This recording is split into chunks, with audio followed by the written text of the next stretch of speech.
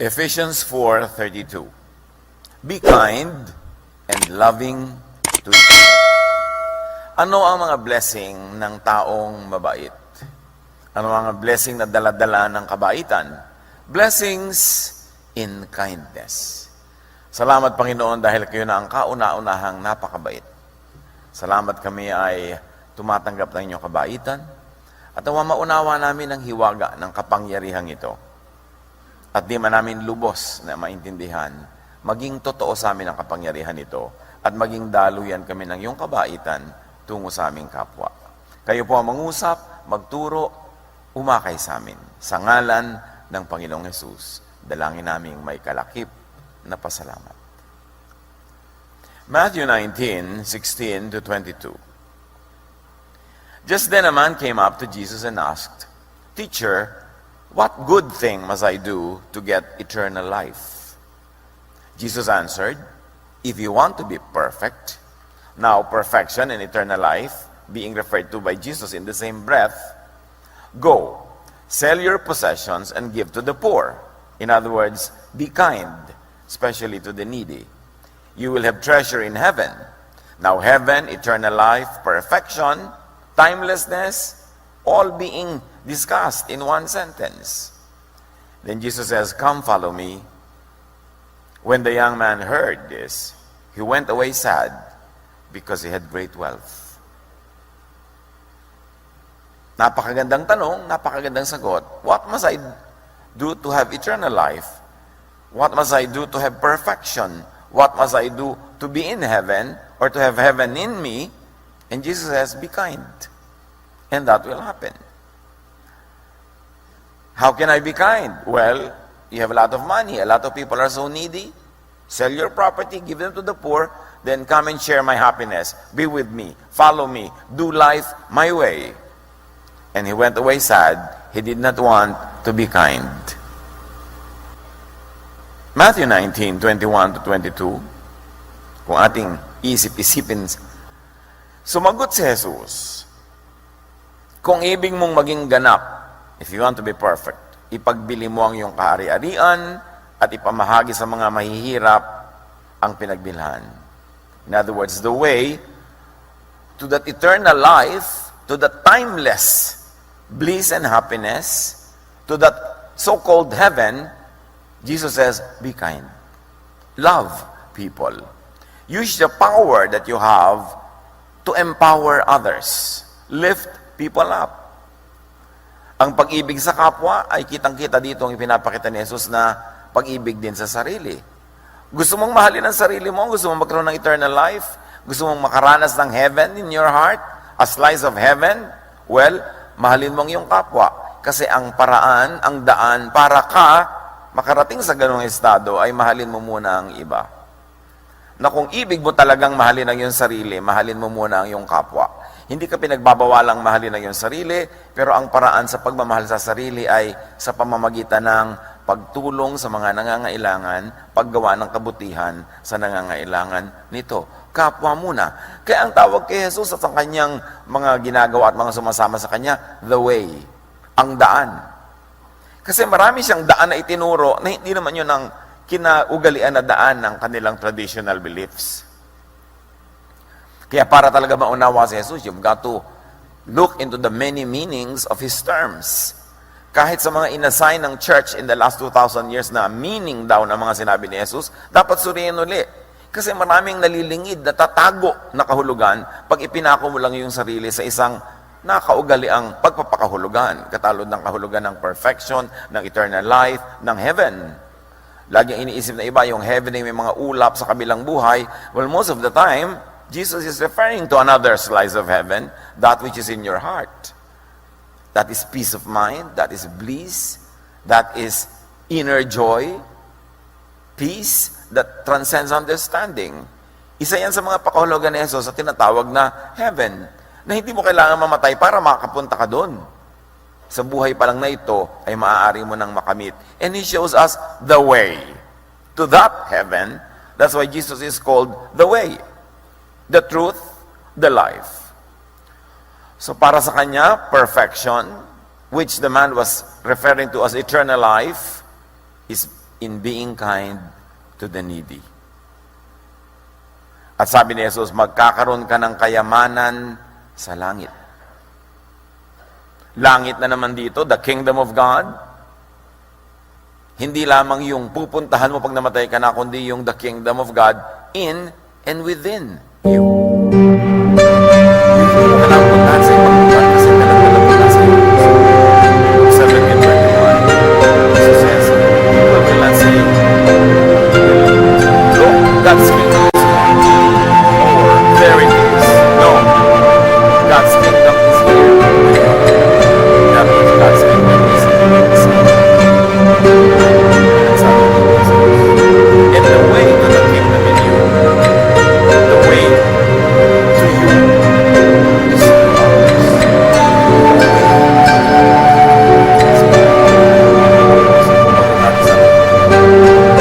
Kasi Jesus marami sa is out yet long before ideal heaven wala ron kasi physical place where people are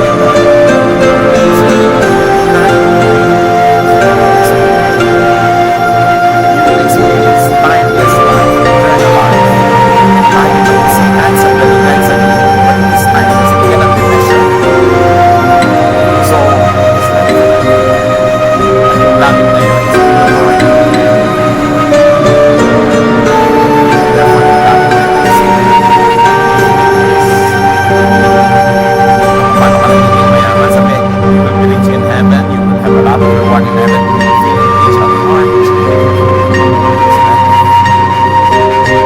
Simple na lang ang yaman-yaman. At yung yaman na yun,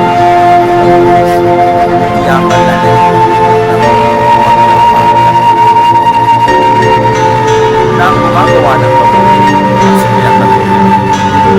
Gayang na naman mo habang ginawa mo, naalala mo yung yaman, heaven, like eternal life, another form. Pagkakaroon ng kayamanan sa langit, ang sa puso. Hindi dinay na may langit sa kanila. Sasabi, maraming langit. Maraming eternal life, pwede na enjoy. Maraming paradise, and one way to that. True wealth is true wealth is in the good things caused by being kind to others. Kayo na mga gumagawa ng mabuti sa kapwa at ang hindi tayo.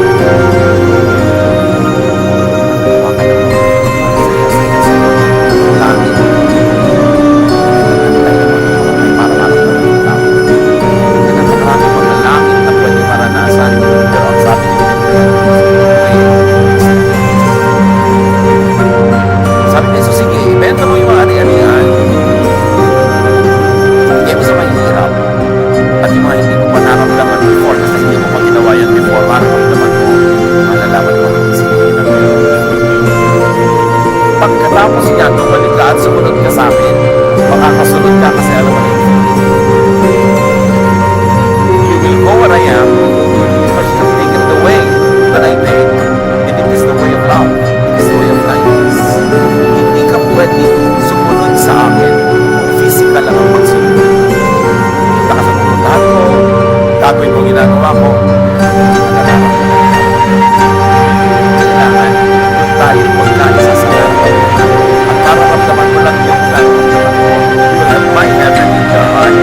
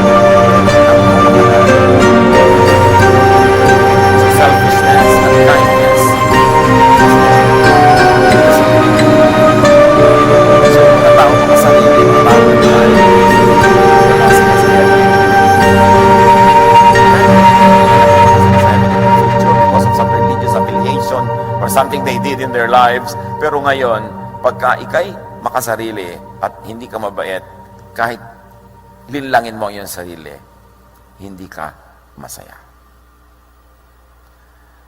Ano ang mga blessings in, of, and for kindness? Ano ang blessing para sa mabait? Ano ang blessing ng kabaitan?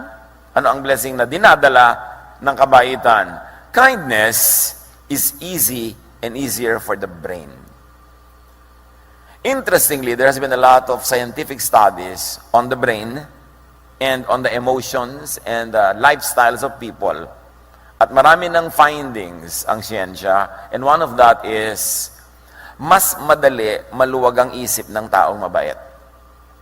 Mas madaling dalhin ng isip ang kabaitan kaysa yung kabaligtaran nito. Why? Because humans are social beings. And we succeed more easily by cooperating with others. Kahit nga, di ba, yung mga hunter dogs, pag nag-hunt sila, sama-sama para sila magtagumpay. Even lions, when they hunt, sama-sama sila para magtagumpay. Ang mga isda, ang dami nila nagsasama-sama para pag may kumain sa 10, may buhay pang 20 para magtagumpay yung species nila. Laging ang tagumpay sa cooperation. And cooperation, for it to happen, needs interconnection. At sa interconnection, makakasali ka lang sa interconnectivity ng mga kapwa mo kung ikay mabait. Mapupwera ka pagka hindi ka mabait, pag ayaw nila sa'yo, pag galit sila sa'yo, mas maloob nila sa'yo, puwera ka. That's why kindness is hardwired into our brains. Studies of the brain, studies of the mind have discovered that really the mind is designed for kindness. That the mind is more at peace, it is more rested, it is happier when it is doing acts of kindness. It has been found out that it takes more effort for others to be kind than to be kind.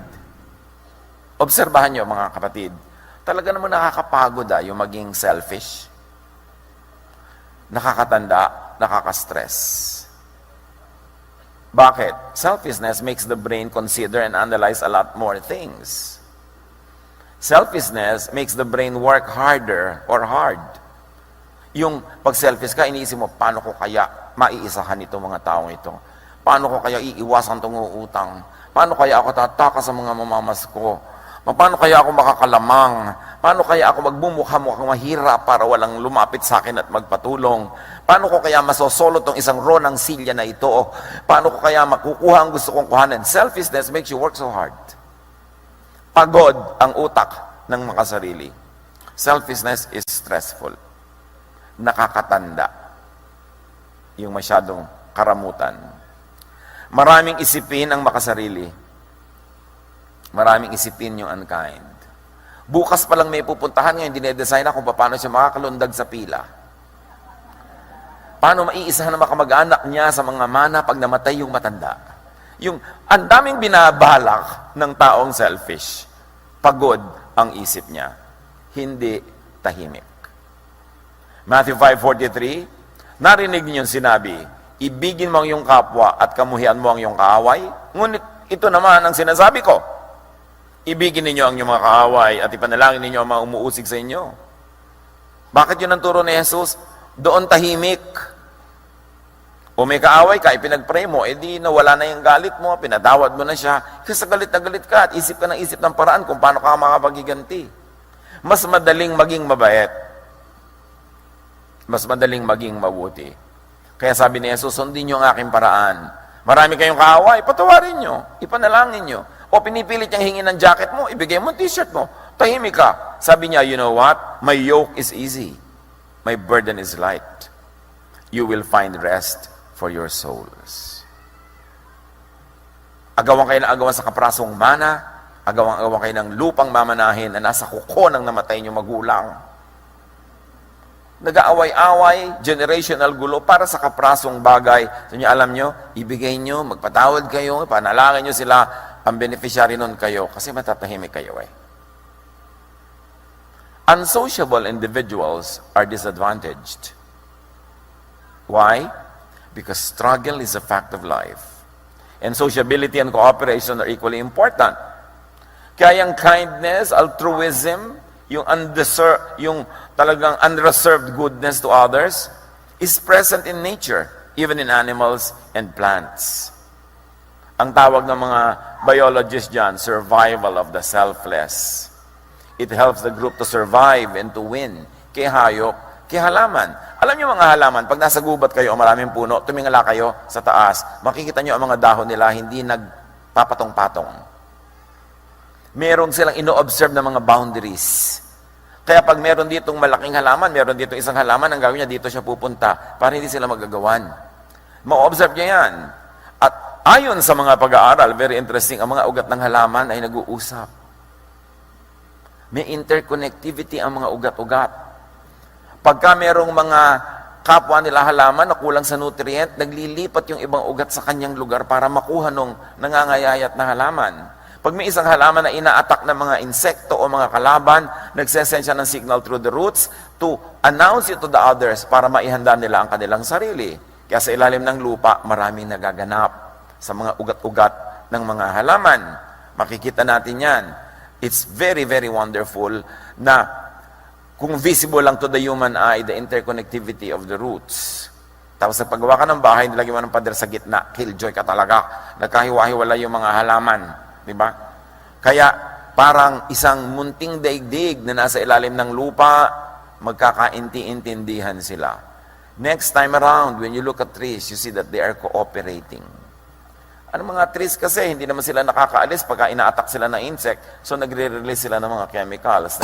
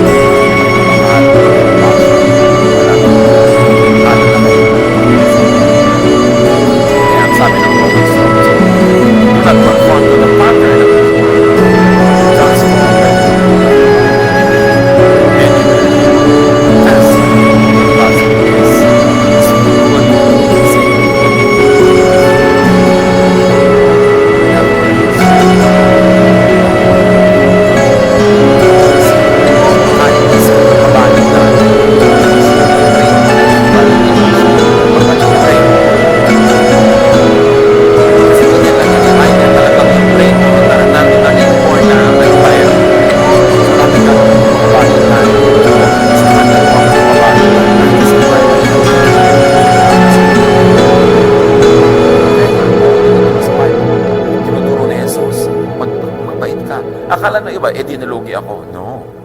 Because in the long run, yan ang talagang way to prosperity, the way to goodness and kindness, and the way to eternal life, the way to heaven, the way to a heaven, a slice of it being experienced by you in this life.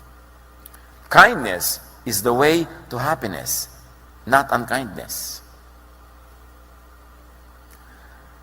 Alalahanin nyo lang mga taong kilala nyo, yung talagang mababait at saka yung talagang mga hindi mababait. Sa palagay nyo, sino talaga yung masaya? Hindi mahirap masabi.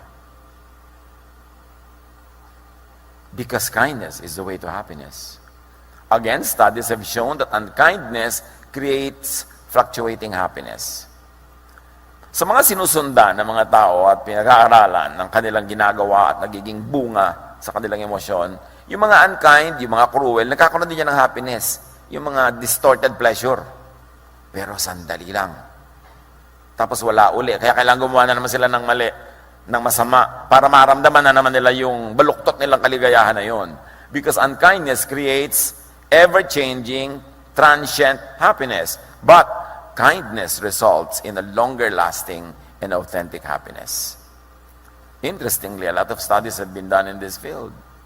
Happy people are kind people. And kind people, or those who do kindness, become happy. Kahit sa simula, plastic ka pa lang sa kabaitan mo.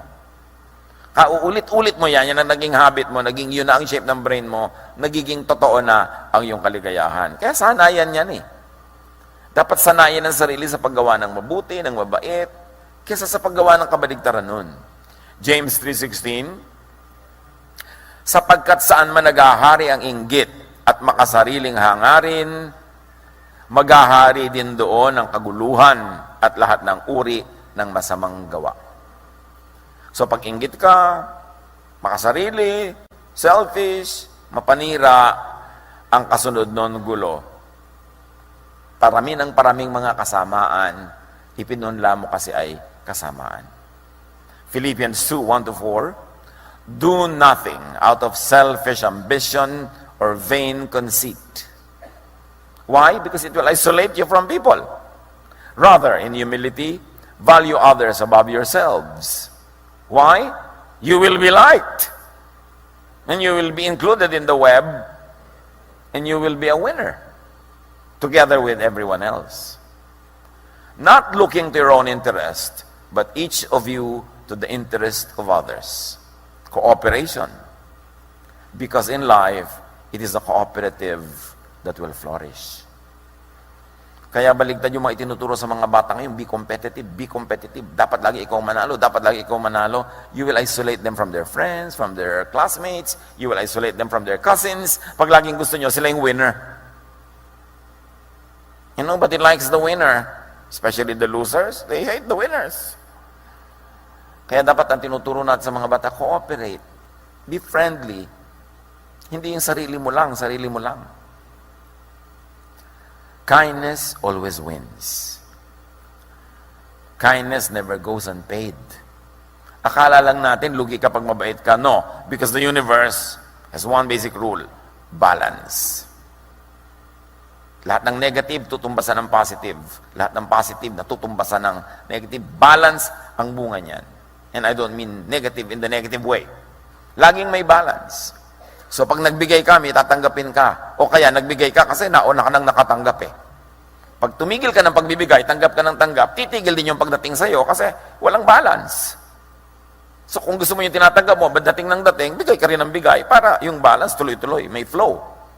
Ngayon, bigay ka ng bigay, nauubos ka na. No, because a vacuum will always attract something. So kabibigay mo, nauubos ka, babalik yan ng universe. Kindness never goes unpaid. Kindness is rewarded with an overall health, physical health, and then emotional and social goodwill, peace of mind, health of the mind, which is really wealth. Paikot-ikot siya. May relasyon. People who volunteer to help others, according to studies, lose weight. Baka biglang maraming mag-volunteer. People who volunteer to help others have lower cholesterol levels, lower blood pressure, lower incidences of heart problems. In fact, according to studies, people who volunteer to help others live longer. Of course, unless countered by other factors. No? May mga ibang factor na pwede mag-change ng equation na yun. But all things being equal, yun ang point. All things being equal, yung mabait, matulungin, they lose weight, they have lower cholesterol levels, they are happier, they live longer. Siyempre, gusto ng Diyos yung mababait, humaba buhay. Baliktad yung sinasabi nila bang, ay, masamang damo, mahaba buhay. No!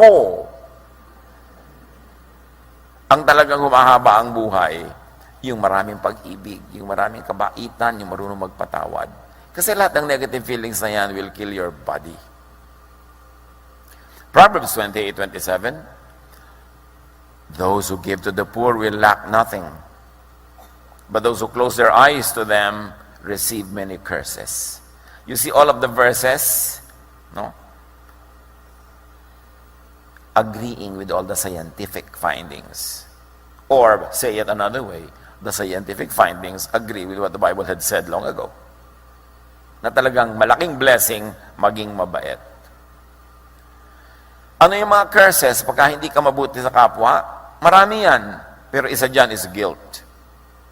Kasi tao ka, may kaluluwa ka, may espiritu ka, nilikha ka ng Diyos. Kahit ignorin mo yung guilt mo, meron. So merong latent guilt, hindi visible. Yan ang nakakalikha ng maraming sakit. Kaya marami mga tao, di ba, may sakit, hindi malaman sa laboratory kung anong dahilan. Maring espiritual. Because we are spirit, body, soul. Hindi lang tayo body. Ang nakikita lang ng laboratory test, body. Hindi nila nakikita yung spirit. Pero yung spirito na negative, emotion na negative, nakakapagkasakit yan. Kaya ang itunuturo ni Jesus lagi, alisin mo yung negative emotion, magpatawad ka, humingi ka ng tawad, makipagkasundo ka, be humble, doon ka lulusog. And kindness multiplies.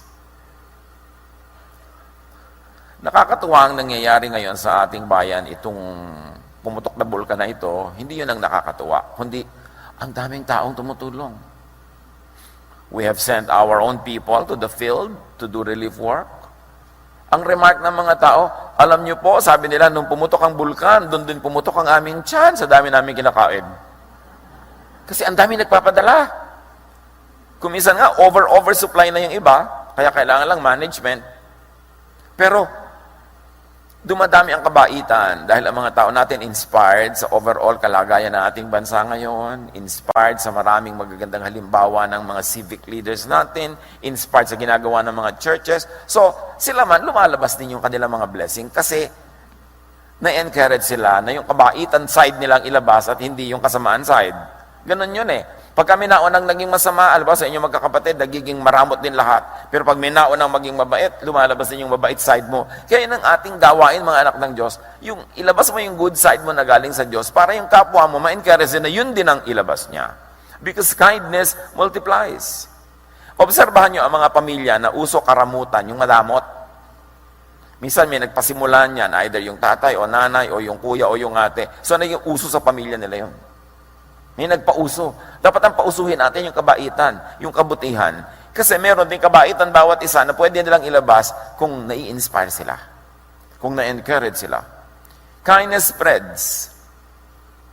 Kindness leads to a chain reaction of others doing acts of kindness as well. To themselves, to others, to you. 2 Corinthians 9:11, pasasaganain niya kayo sa lahat ng bagay upang mas marami ang inyong matulungan.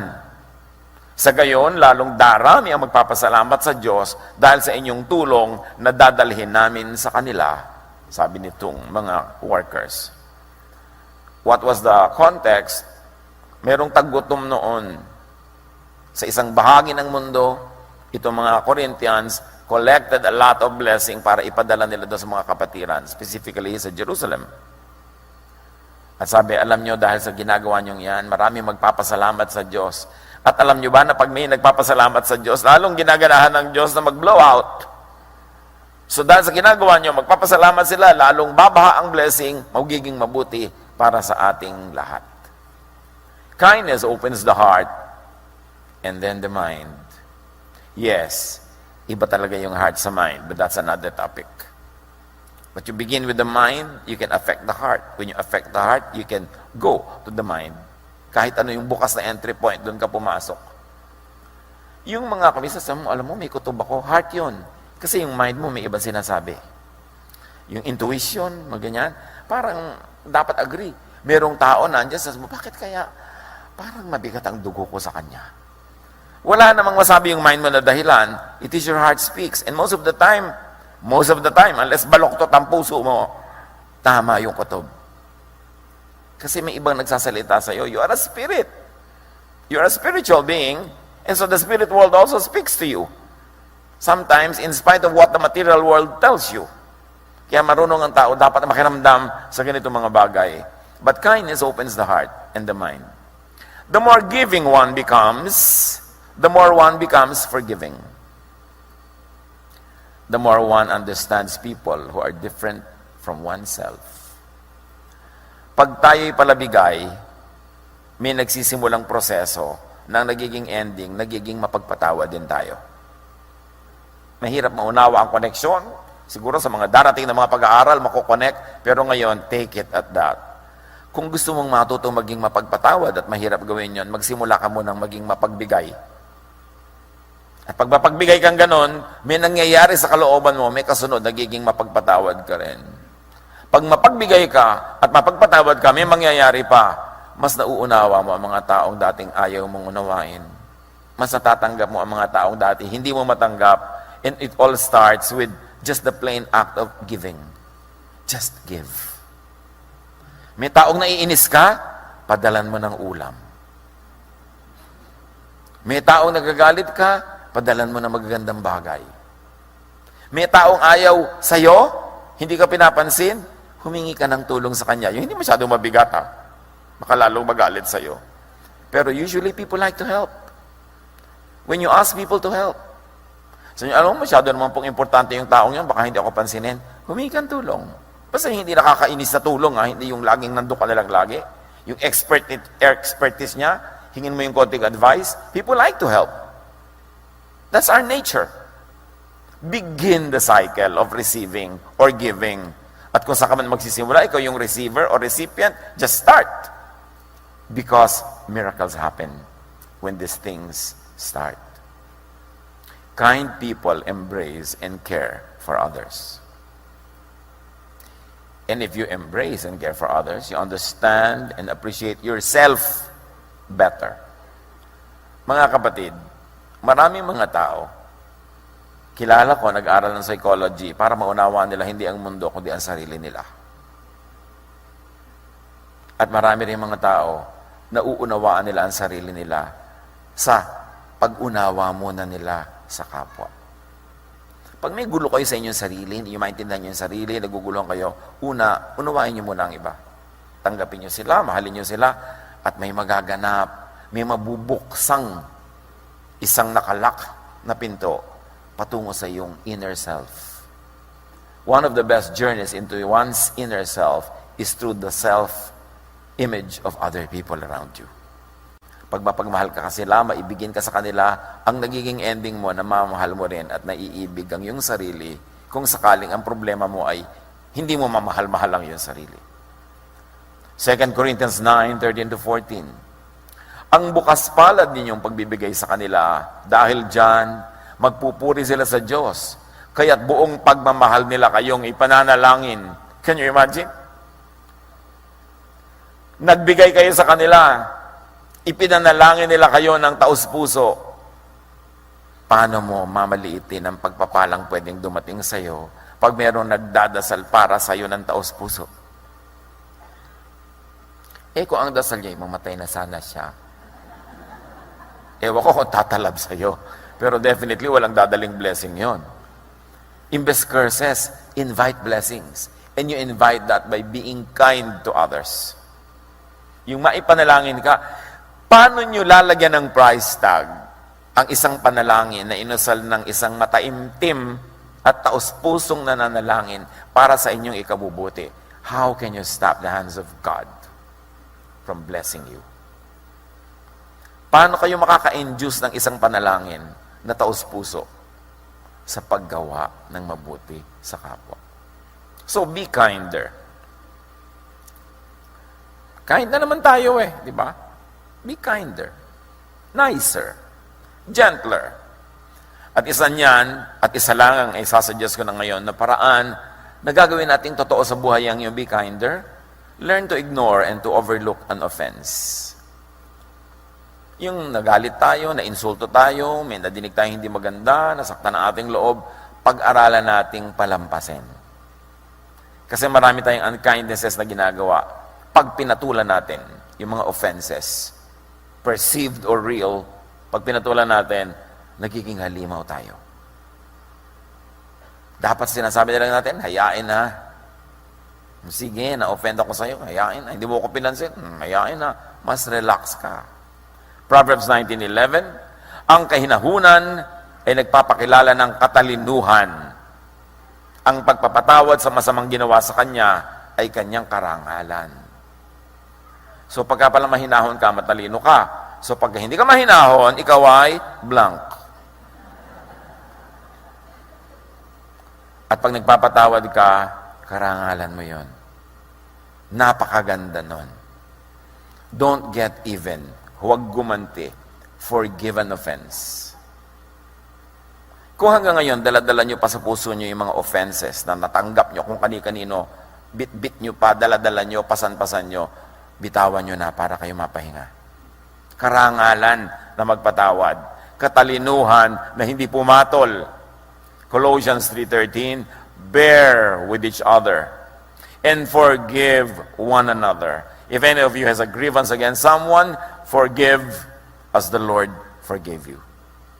What will it lead to? Restoration, unity, kindness, happiness. They are very interrelated. Do not return an offense. Huwag gumante. Do not take revenge. Isang malaking kahangalan na maghiganti. Tumabla. When you get even with people, it means you go down to their level. Pag pumatol ka, bababa ka sa kanilang kalagayan, pareho na lang kayo. So ano pa ngayon ang pagmamalaki mo? Pareho na lang kayo. Romans 12:17-18, do not repay anyone for evil. Be careful to do what is right in the eyes of everyone. If it is possible, as far as it depends on you, live at peace with everyone. Kind people bless others. Kind people are blessed by the Lord and by others. And blessed people are kind. It's a cycle. Turuan niyo po kami, Panginoon, kung paano gagawing totoong-totoo ito sa pang-araw-araw naming buhay, na kami maging mabuti at mabait. Mabuti sa isip, mabait sa gawa. Hindi lang sa isip, kundi may gawa. Turuan niyo kami, Lord, to start a cycle of goodness and kindness, of unity, of wholeness, cooperation, fruitfulness. At kung meron sa aming nakulong sa mga cycles of negative feelings, of anger, of revenge, give us that enlightenment so we can get out of it. At magsimula kami ng cycles of love, of goodness, of kindness. Mabuti para sa aming kapwa, mabuti rin para sa amin. Pagbulay-bulayan natin ito, mga kapatid, at isipin kung may dapat patawarin na, merong dapat ng kalimutan na, mga hinanakit at sama ng loob, kalimutan na, start afresh, be kind, and please the Lord. As we please the Lord, all the good intentions of heaven will come our way. Magbulay-bulay, mag-isip-isip sumandali.